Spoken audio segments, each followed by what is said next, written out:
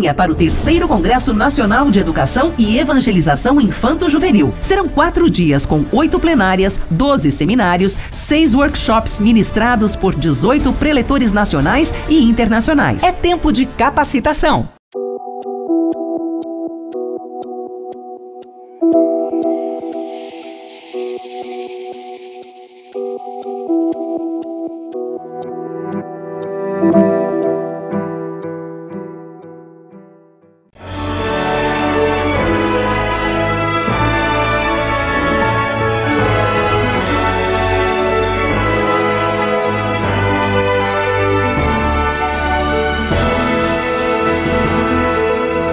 Subsídios. Lições Bíblicas Adultos. Lição 7. A queda do ser humano. Eu saúdo a todos os irmãos com a paz de nosso Senhor e Salvador Jesus Cristo. Lição de número 7. A queda do ser humano. O texto áureo de nossa lição de hoje encontra-se em Romanos capítulo 5 e versículo 12. Ouçamos a palavra de Deus. Pelo que, como por um homem entrou o pecado no mundo, e pelo pecado a morte, assim também a morte passou a todos os homens, por isso que todos pecaram. Verdade prática. Ao pecar contra Deus, o homem perdeu o completo domínio sobre a criação e tornou-se vulnerável à morte. Em Cristo, porém, temos o reino e a vida eterna. Antes de entrarmos em nossa lição de hoje, aquele lembrete de sempre. Professor, não deixe de orar e interceder por cada um de seus alunos. Eles precisam não somente de seu conhecimento, de sua teologia, de sua didática, mas necessitam ainda mais de suas orações e intercessões. Ore por eles, interceda por eles, jejue por eles. Não se esqueça deles durante a semana. As suas atividades como professor da escola dominical serão bem-sucedidas se você for professor de sua classe, não somente aos domingos, como também durante toda a semana. E se algum aluno estiver enfermo ou entristecido com alguma coisa, visite-o. É a sua obrigação como o teólogo, como o sacerdote e como o profeta de sua classe. Ajude os seus alunos a chegarem ao céu. A queda do ser humano. Deus, sem dúvida alguma, criou o ser humano simplesmente perfeito. Adão e a sua esposa Eva eram perfeitos. Aliás, perfeitíssimos. Eram dotados não somente de um corpo físico, mas de alma e espírito. Deus os criou habilitados para entrarem em contato não somente com o mundo físico, mas também com o mundo espiritual. E, além disso, dotou-os de espiritualidade, racionalidade e de liberdade. Isso significa que os nossos primeiros pais, Adão e Eva, detinham em si o instituto do livre-arbítrio, ou seja, eles estavam capacitados a obedecer ou a desobedecer a Deus, a optar pelo bem ou pelo mal. Agora, se eles eram perfeitos, por que Deus os dotou de tal forma, com o instituto do livre-arbítrio? Não seria mais fácil tê-los automatizado para que eles jamais viessem a errar, ou a pecar, ou a apostatar da sua fé e de sua confiança?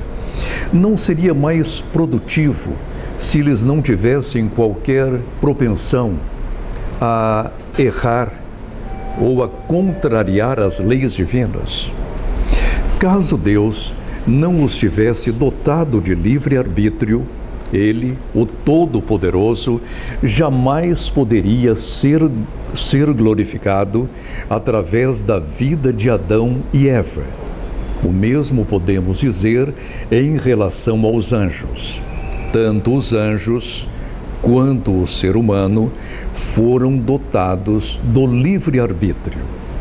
Ou seja, eles podem escolher entre servir e não servir a Deus. Em relação aos santos anjos hoje, podemos dizer que, após a revolta de Satanás nos céus, eles, os anjos que escolheram ficar com o Senhor e não encarreirar-se após o querubim ungido, os tais anjos, repito, foram dotados de 2 atributos. O primeiro, a impecabilidade. Eles adquiriram agora este dom, a impecabilidade. E, ao mesmo tempo, eles receberam uma santidade progressiva. Quanto mais o tempo passa, mais os anjos do Senhor tornam-se bons, perfeitos, obedientes. O seu livre-arbítrio hoje leva-os tão somente a servir melhor ao Senhor e Criador de todas as coisas. E o mesmo podemos dizer em relação a Satanás. Quanto mais o tempo passa, mais o diabo e os seus anjos tornam-se ruins, odientos, inimigos de Deus e inimigos dos santos. Quando formos arrebatados e estivermos com o Senhor, ainda deteremos em nós, em nosso ser, o livre-arbítrio, mas será um livre-arbítrio perfeito, provado, e a nossa tendência, a partir daquele momento, será apenas servir, amar e trabalhar em prol da glória de Deus. Hoje, o nosso livre-arbítrio acha-se contaminado por causa do pecado, mas em Cristo Jesus já podemos dizer que somos livres, livres do pecado. Por esse motivo, oremos e vigiemos para que jamais venhamos a cair em pecado. Voltemos ao caso de Adão e Eva. Adão não era um ser perfeito, e Eva, sua esposa, não tinha mesmo a perfeição? Tinham. Mas não souberam guardar o seu livre-arbítrio. Enganados por Satanás, transgrediram a lei do Senhor e caíram.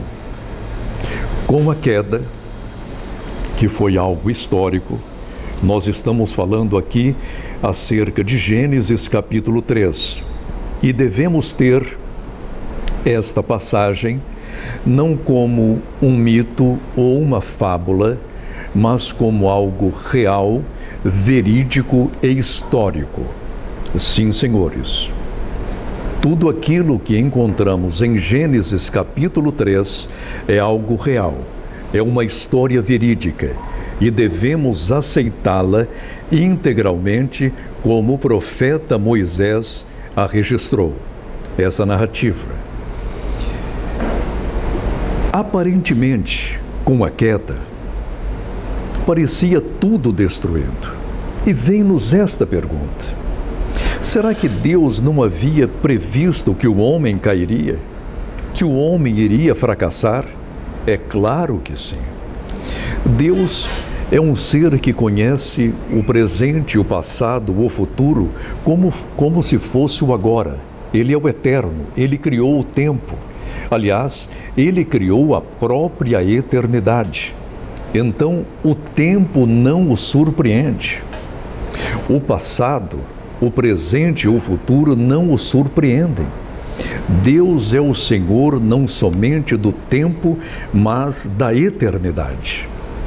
Com a queda, o Senhor já tinha o remédio para o pecado de Adão e para o nosso também. Porque em sua presciência, em seu amor presciente, O seu Filho, nosso Senhor Jesus Cristo, jazia morto desde a fundação do mundo. Por isso, tão logo Adão tropeça e cai, vem o Senhor anunciando a redenção para toda a humanidade. Não deixe, pois, de enfatizar essa realidade teológica a cada um de seus alunos. E ao término da aula, faça um apelo para que os que ainda não receberam o Senhor Jesus Cristo façam-no de imediato, que aceitem o Senhor Jesus Cristo como seu único e suficiente Salvador. Porque a nossa aula tem de ser soteriológica. Cada uma de nossas aulas na escola dominical tem de ser encerrada com um apelo. Não somente para aqueles alunos que, embora crentes, não tenham ainda a convicção de vida eterna, mas para os visitantes que ali se encontram. Querido professor, que Deus nos abençoe. Amém.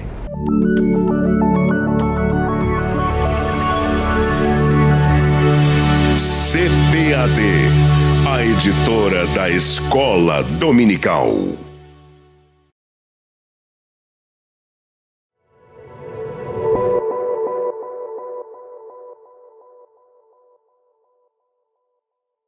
Venha para o 3º Congresso Nacional de Educação e Evangelização Infanto-Juvenil.